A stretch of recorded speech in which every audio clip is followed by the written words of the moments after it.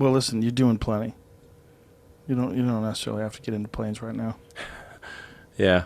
I think you're busy enough. Planes will be the last of the things. Cars and trucks, and then, boats, and then planes. Well, it's interesting because plane technology in terms of like commercial air travel is probably increased, at least visibly, to the consumer the least in the last like 30, 40, 50 years. It's not much difference. The experience. Yeah. Pretty similar. Yep. In fact, it's got slower. So right after the Concorde. Not even the Concorde. Like the 747 was the fastest plane. Oh, really? Yeah. Had a swept wings. Like so the wing sweep. Like what's the wing angle? That's a big factor in like what its cruise speed is going to be.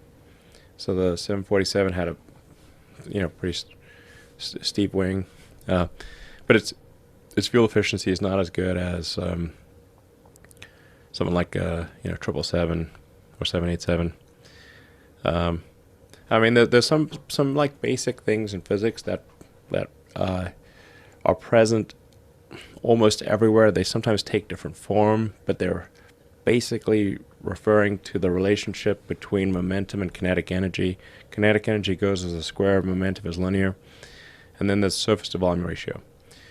Surface volume ratio and the momentum to kinetic energy ratio drive so much of mechanics. It's insane. It's like the reason that you don't have like a single-celled creature that is gigantic is because of surface to volume ratio. Like there's a certain surface volume ratio where diffusion works, and beyond that, diffusion does not work, and you have to have a circulatory system.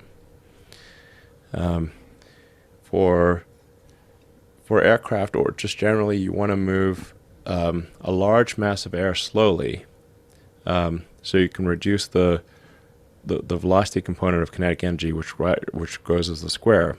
You want to move a large amount of mass slowly, not a small amount of mass fast.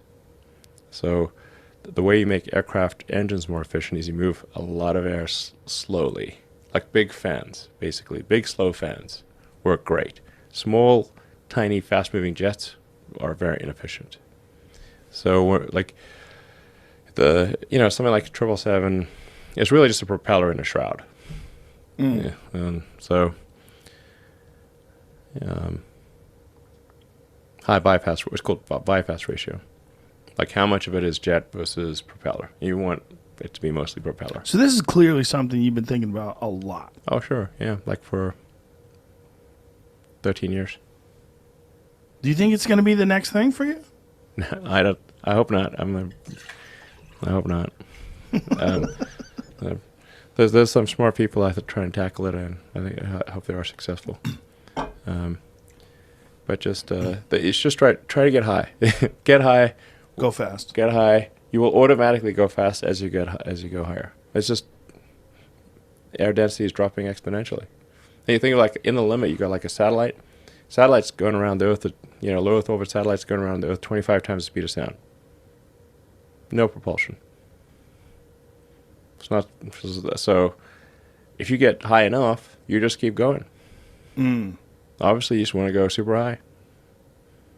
Higher the better. Now the thing, like you said, well, why don't planes do that already? Well, so if you got a combustion engine, it's got an aperture issue.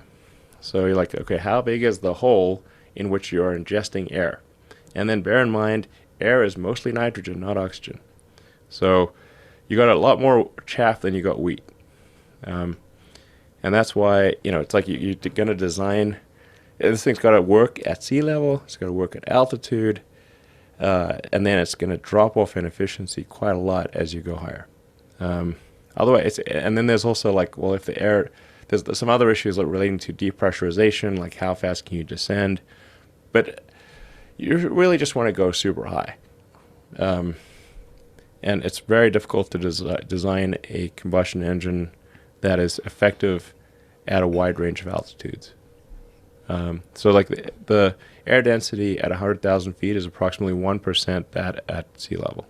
So how the hell do you design a combustion, like an air burning, it's like an air, there's something that's taking in air, combining with fuel and burning to work when you have 100-fold difference in air density.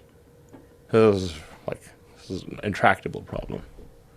But if you have an electric fan, it's not burning anything. So aperture doesn't matter. It's a big deal.